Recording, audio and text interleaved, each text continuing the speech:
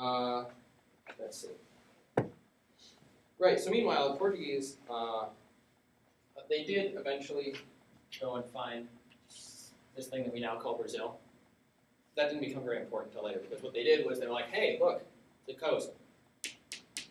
Trading post. Done. They traded for what we call, I guess in English they're called dyewood trees. They're really bright purple trees that look like they've been dyed. Great for building furniture.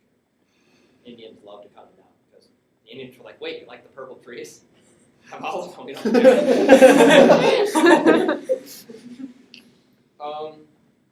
So then we go back to Spain. Let's get back to Spain a little bit, because a lot of what I'm going to start talking about is like why is Portugal different from Spain, right? The Portuguese are very sort of almost lackadaisical in their colonization, right? Trading posts done, permanent settlement done. But so in the 1500s, the Spanish instituted this thing called the Inependence system, which again we get into slaves. It's basically a way to take slaves without taking slaves. What you do is Cortez goes down to Mexico, fleeing as a fugitive in first quarter of the 16th century. He started his campaign in 1518, but I think he came a little bit before that. Some of my dates are a little off on this because there's some debate as to like when things exactly happened, or I just didn't follow every day. But when Cortez would come down here, conquer Tenochtitlan, which he eventually did, he would be able to sort of claim these Indian families to be slaves. And like, when I say Indian families, this is very important because to be an Indian, you have to have like a few characteristics. And this like changed over time. You had to be, obviously you had to be racially Indian, right? But that wasn't really enough because, well, we've got these Indians living in the cities. You've got these Indians who dress like white guys. They own property. They own slaves. They own all kinds of things.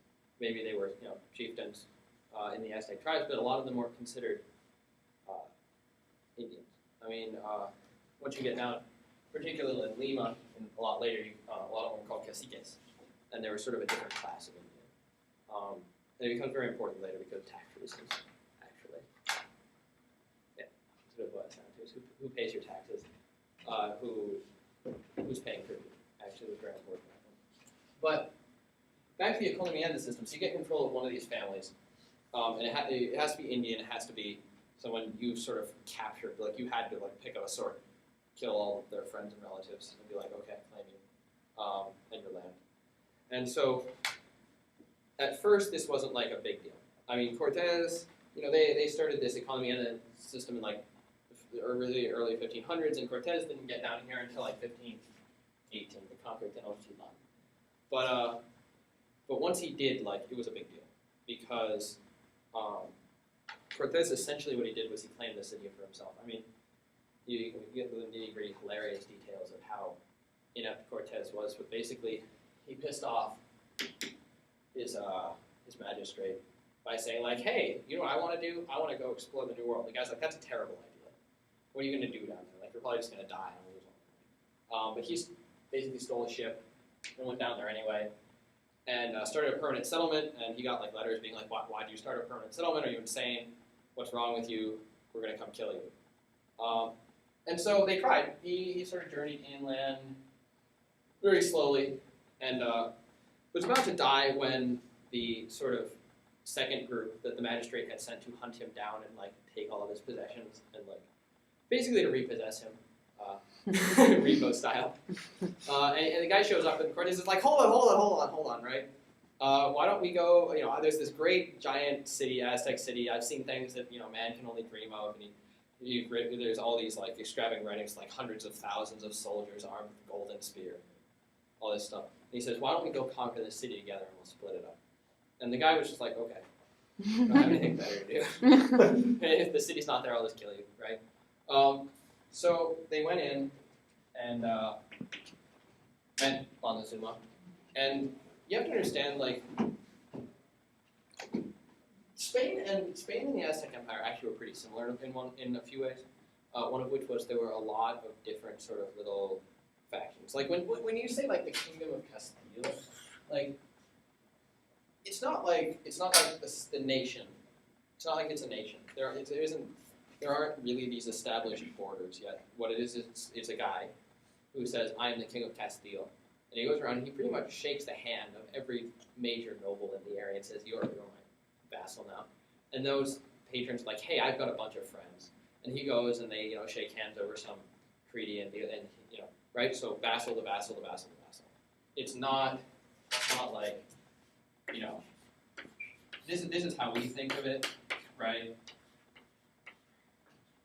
And then like there's these masses of people, right?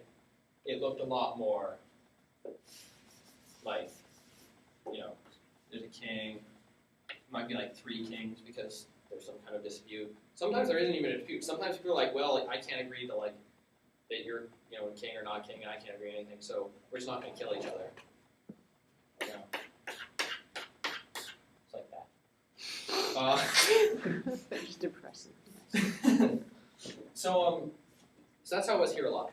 There were there were definitely sort of enemies of the state and people who the Aztecs liked or didn't kill, but there wasn't this sort of unified language or anything. Basically, the Aztecs just sort of took tribute from whoever was around.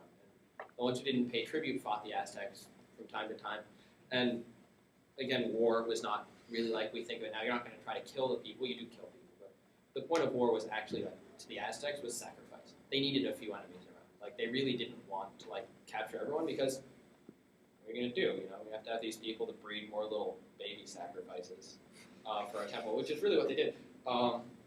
Which is, in the end was why Cortez won his battles. You have all these descriptions of so he goes. So I'll start at the beginning. He goes in. Montezuma, as you might have heard in pop history, was like, oh, it's the white-skinned god, Quetzalcoatl, coming to I don't know, take tribute or something.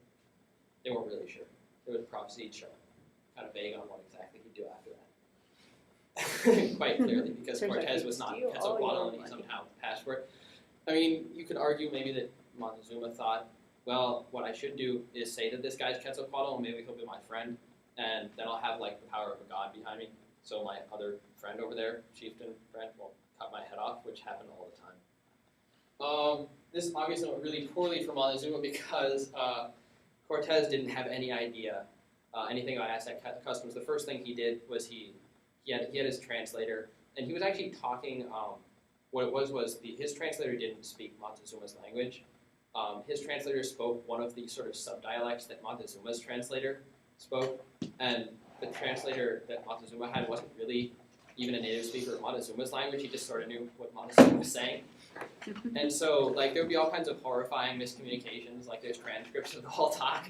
And, so the first thing that Cortez said was, I want to shake the hand of your leader. And this was sort of almost like a Forbidden City kind of setup where the emperor lives at, the top of a really tall building and you can't, talk to him or see him, and touching him is way out in left field. So, obviously, everyone's just what the hell, Cortez? His translator's I don't think that's a good idea, and Cortez is I don't understand you. So the first meeting went very poorly. Basically, Cortez just said a bunch of stuff. It was I want to meet you, and the emperor's why? And Cortez is well, because 2 leaders should meet. And the emperor sort of took this as well, the whole equivalent of a pissing contest, basically but by meet, I think he kind of thought he meant attack. And so, unfortunately, to Cortez,